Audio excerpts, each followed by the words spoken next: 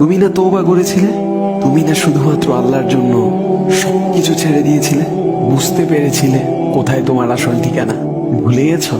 আবার কোন পাপ তোমায় গ্রাস করে নিল? তুমি তো সেই যে নিজের পাপের প্রতি অনুতপ্ত হয়ে সিজদায় পড়ে অঝরে কেঁদেছিলে।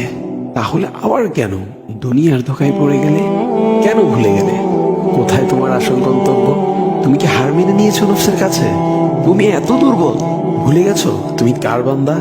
কে তোমার রব? তোমার রব তো সর্বশক্তিমান। সর্বশক্তিমানের বান্দা আবার কখনো দুর্বল হয় নাকি? মৃত্যু পর্যন্ত লড়ে যাও তুমি। শয়তানকে দেখিয়ে দাও তোমার ইমানের পাওয়ার।